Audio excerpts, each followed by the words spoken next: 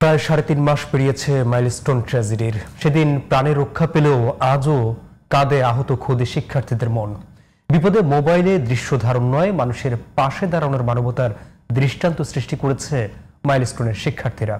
মানবিক অবক্ষয় দূর করতে ও মানসিক মূল্যবোধের পরিবর্তন করতে প্রয়োজন মানসিক স্বাস্থ্য চিকিৎসা ও কাউন্সেলিংয়ের, বললেন বিশেষজ্ঞরা। বিস্তারিত শাহরিয়ার বাঁধনের বিশেষ প্রতিবেদনে ছবি তুলেছেন আবুল বাশার।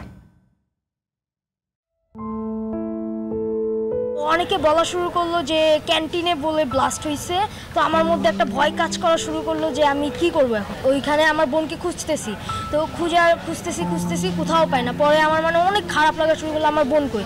হুট করে ও কোত্থেকে দৌড়ায়, ওর ফুল বডি বার্ন হওয়া আছে। তো আমি এটা দেখে খুব ইমোশনাল হয়ে যায়। আর ওকে আমি বলি যে তাইলে চলো তোমাকে আমি হসপিটালে নিয়ে যাই। এভাবেই বোন তাসমিয়ার কথা বলছিল ষষ্ঠ শ্রেণীর শিক্ষার্থী 12 বছরের তাসিন আব্দুল্লাহ। আমি তাকে নিয়ে ইমার্জেন্সি ভিতরে গেলাম, ডক্টরদের কাছে হ্যান্ড ওভার করলাম। 33 দিন পরে মারা গেছে। ও আইসিইউতে লাইফ সাপোর্টে ছিল, ওই লাইফ সাপোর্টে থাকার পরে ও এখানে মারা গেছে। 3 মাসের বেশি সময় পেরিয়ে গেলেও 21 জুলাইয়ের সেই ভয়াবহ স্মৃতি আজও স্পষ্ট সপ্তম শ্রেণীর শিক্ষার্থী সূর্যের কাছে। চারি ফারান আনফরচুনেটলি মারা গেছে। আমি তাকে ওই অবস্থায় দেখে আমি নিজে কেঁদে দিয়েছি। তখন আমাকেও খালি একটা প্রশ্ন করেছিল, আমার মুখ কি দেখা যাচ্ছে, চেনা যাচ্ছে? আমি এটা দেখে আমি নিজেই কেঁদে দিয়েছিলাম। তখন ওই অবস্থাটা আসলেই খুবই দুঃখজনক ছিল। জীবন কত ভয়ঙ্কর হইতে পারে এক পর্যায়ে, ওইটা তখন পেয়েছি।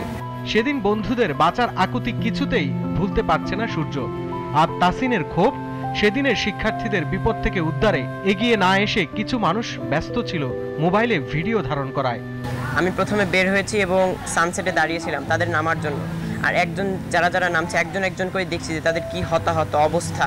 তো এই ল্যাডার দিয়ে হলো আস্তে আস্তে নেমে যখন মাটিতে পৌঁছাই, তখন আমি একটু ঠান্ডা বাতাস, রিল্যাক্স, ফ্রিডমটা পেয়েছিলাম তখন। আমি যে সময় আমার বোনকে নিয়ে স্কুলের গেট থেকে বের হয়ে কিছুটা মেন রোড একটু সামনে, তো ওই মেন রোডে ওইখানে যাওয়ার সময় বলতে গেলে প্রায় 1-2 হাজার লোক তখন মনে হয় জমা হয়ে গেছে। যেই একটা মানুষও হেল্প করতে আসে নাই। সবাই আমি খালি দেখতেছি কে কার আগে ফোনটা ধরতে পারবে ভিডিও করা নিয়ে ইম্পর্টেন্ট।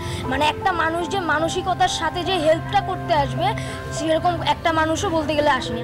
এ ধরনের কর্মকাণ্ড একাধারে মানুষের মানবিক মূল্যবোধের অবক্ষয় ও মানসিক ট্রমা হিসেবে দেখছেন বিশেষজ্ঞরা। মাইলস্টোনের মতন এত বড় দুর্যোগের ঘটনায় যখন আমরা দেখলাম যে একটা বাচ্চা সাহায্যের জন্য কষ্ট করে হেঁটে যাচ্ছে, আশেপাশে মানুষগুলো তার ভিডিও করছে, কি দুঃখজনক একটা ব্যাপার। এটা কিন্তু আমাদের ট্রমারই আর এক ধরনের একটা অবস্থা, যেখানে আমি আসলে নিজেকে ঠিক অ্যাসোসিয়েট করি না।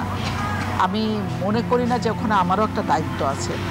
তার মানসিক স্বাস্থ্যের বিকাশ ঠিক মতন হয়নি বলেই কিন্তু সে ফিল করছে না যেখানে তার একটা কর্তব্য আছে।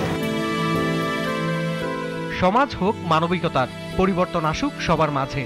যে কোনো দুর্ঘটনা বিপর্যয়ে শুধু মোবাইলে ভিডিও ধারণ নয়, মানুষের প্রতি সহানুভূতি ও সহযোগিতার ইচ্ছা জেগে উঠুক সবার মনে, এমনটাই প্রত্যাশা বিশেষজ্ঞদের।